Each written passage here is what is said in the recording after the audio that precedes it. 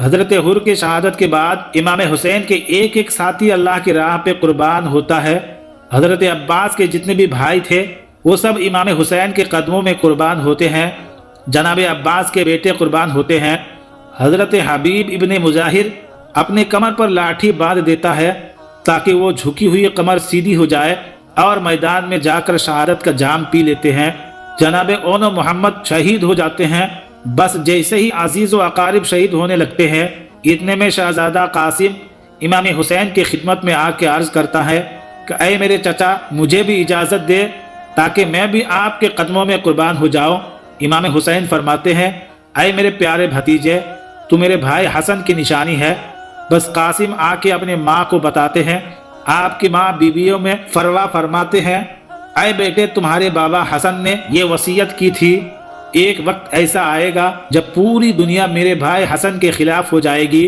اس وقت یہ تعویذ جو قاسم کے بازو پر باندھا ہوا ہے اس کو کھولنا تاکہ میرا بھائی میرے بیٹے قاسم کو اجازت دے اور میرا بیٹا قاسم میرے بھائی حسین کے قدموں پہ قربان ہو جائے۔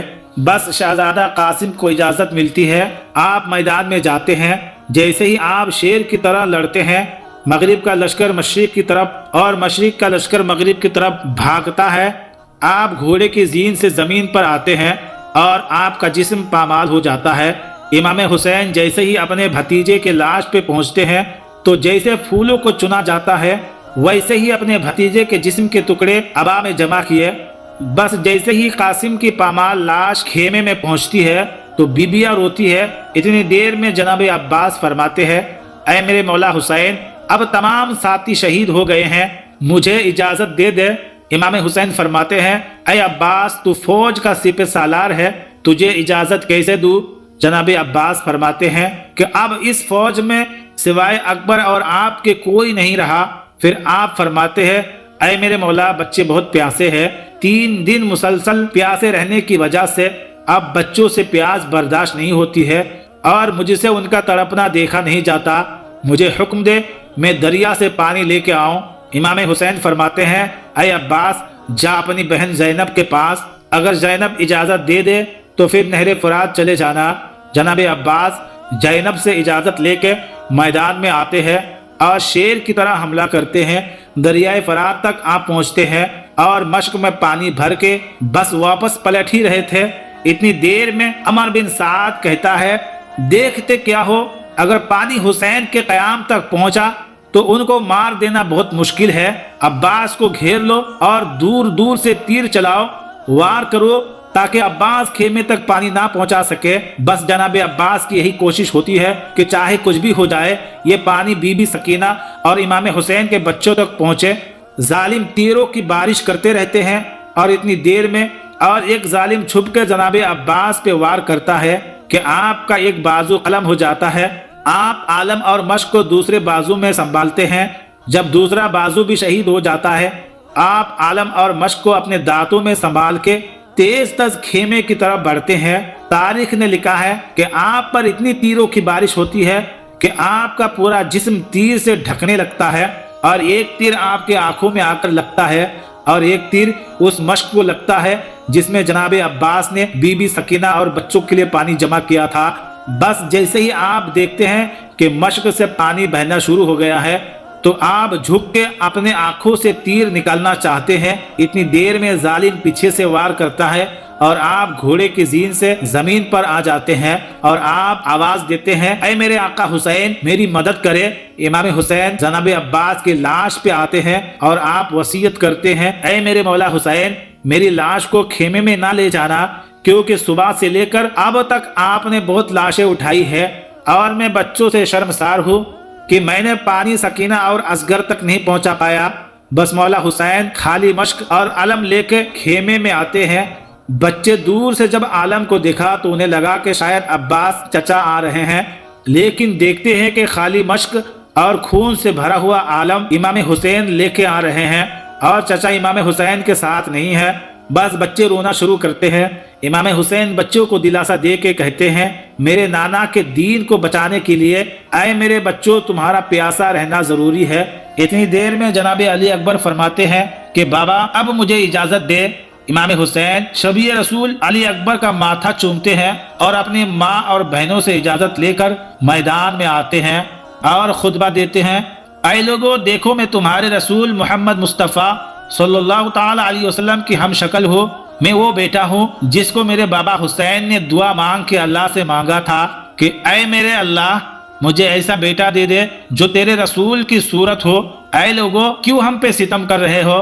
ہمارا راستہ کیوں روکا؟ ہمیں چھوڑو، ہم کہیں دور چلے جائیں گے۔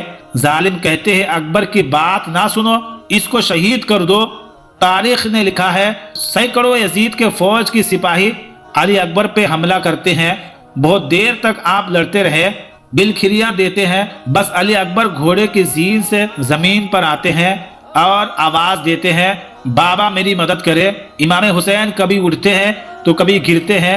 تاریخ نے لکھا ہے جیسے کوئی بچہ گھٹنوں کے سہارے چلتا ہے، ویسے ہی امام حسین آ کے اپنے بیٹے کے لاش پہ پہنچتے ہیں اور آواز بلند کرتے ہیں کہ اے اللہ میں نے اسلام کے لیے اپنا علی اکبر بھی قربان کر دیا۔ علی اکبر کا ایک ہاتھ آپ کے سینے پر ہے۔ آپ پوچھتے ہیں اے میرے بیٹے کیا کوئی تکلیف ہے؟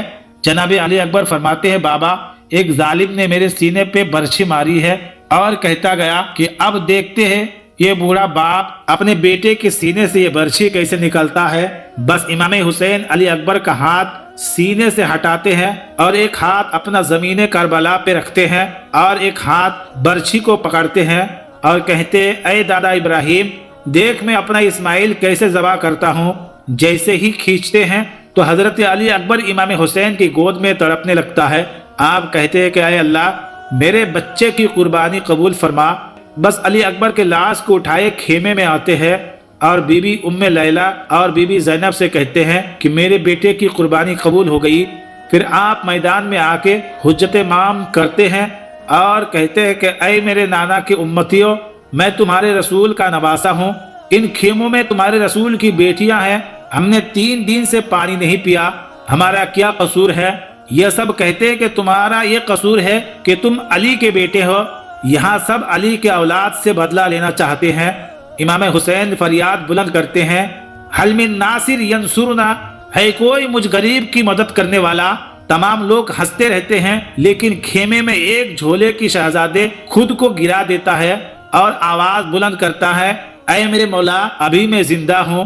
جب رونے کی آواز امام حسین کی کانوں تک پہنچتی ہے تو آپ خیمے میں آتے ہیں اور کہتے ہیں کہ اے بیبیا ابھی تمہارا وارث زندہ ہے، کیوں اتنی زور سے رو رہی ہو؟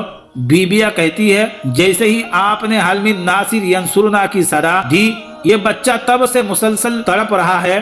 امام حسین علی اصغر کو سینے سے لگاتے ہیں اور اس 6 ماہ کے بچے کو میدان میں لے آتے ہیں اور کہتے کہ اے ظالموں اگر تمہارا جنگ ہے تو مجھ سے ہے، اس 6 مہینے کے بچوں نے تمہارا کیا قصور کیا ہے؟ اگر 3 دن مسلسل پیاس رہنے کی وجہ سے اس کی ماں کا دودھ خشک ہو گیا ہے، بس تھوڑا سا پانی پلا دو۔ یزید کی فوج ہنسنے لگتی ہے اور کہتی کہ اے حسین اگر بچہ اتنا ہی پیاسا ہے تو اسے کہہ دو کہ یہ خود ہم سے پانی مانگے۔ امام حسین علی اصغر کو دیکھ کر کہتے ہیں اور فرماتے ہیں کہ اے میرے بیٹے اپنے نانا کی امت سے پانی مانگ۔ علی اصغر فوج کی آنکھوں میں آنکھیں ڈال کر کہتے ہیں کہ اے میرے نانا رسول اللہ صلی اللہ تعالی علیہ وسلم کی امتیوں تمہارے رسول کا بچہ ہوں اور 3 دن کا پیاسا ہوں، مجھے تھوڑا سا پانی دے دو۔ علی اصغر کا وہ تڑپنا اور آپ کے الفاظ میں وہ درد سن کے یزید کی فوج ہل جاتی ہے۔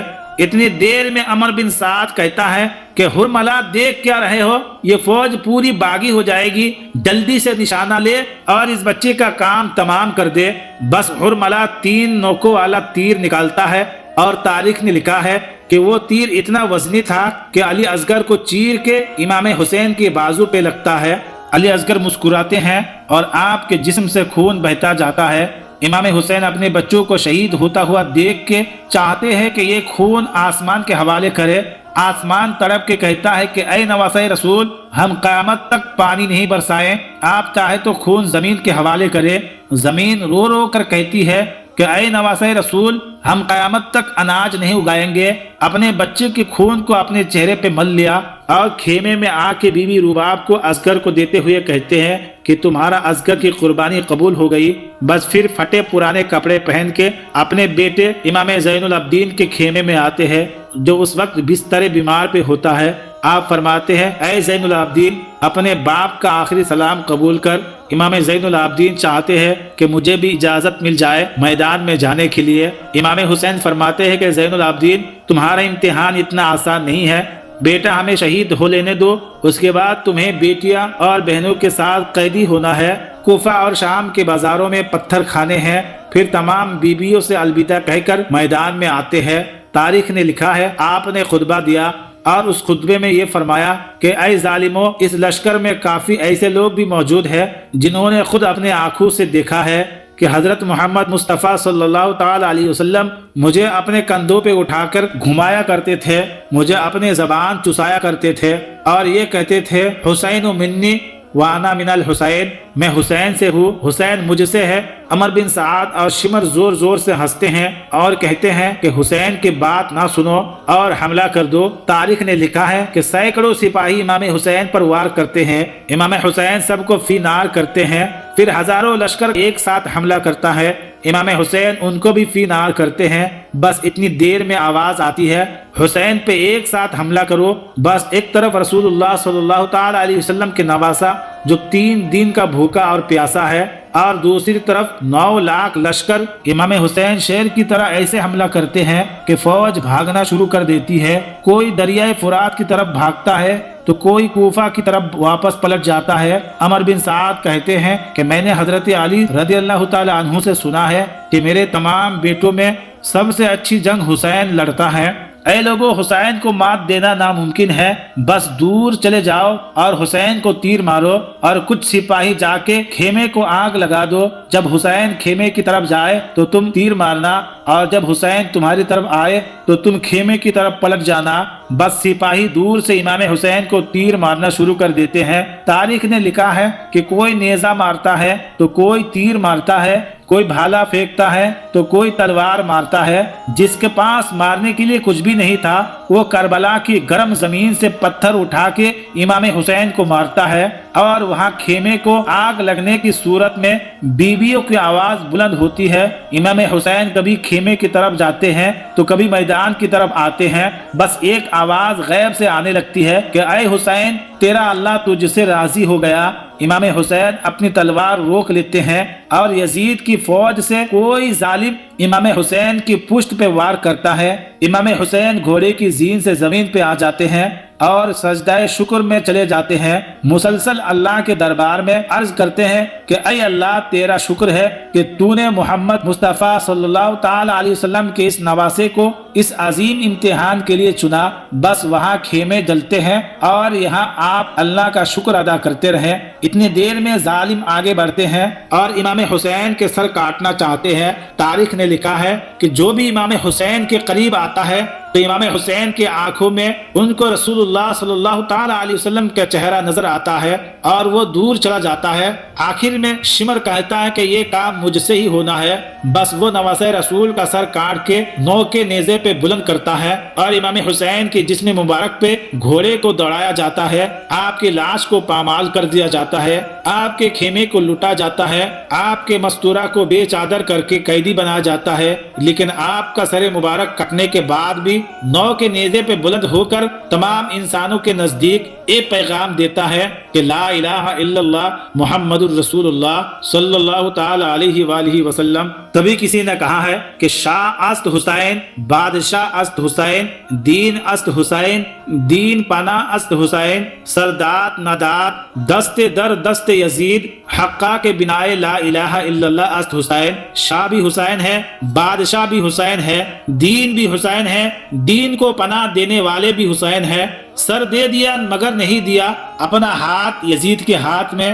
حقیقت تو یہ ہے کہ لا الہ الا اللہ کی بنیاد ہی حسین ہے۔ دوستو، امید ہے کہ یہ ویڈیو آپ کو اچھی لگی ہوگی۔ اگر ویڈیو اچھی لگی ہے تو ویڈیو کو لائک کر دیں، اور اگر چینل پر پہلی بار آئے ہیں تو چینل کو ضرور سبسکرائب کریں۔ اللہ تعالیٰ سے دعا ہے مولا تعالیٰ ہم سب کو نیک عمل کی توفیق عطا فرمائے، ہم سب کو حضور صلی اللہ تعالیٰ علیہ وسلم کے نواسے سے محبت کرنے کی توفیق عطا فرمائے۔ ملتے ہیں اگلے ویڈیو میں، تب تک کے لیے السلام علیکم، اللہ حافظ۔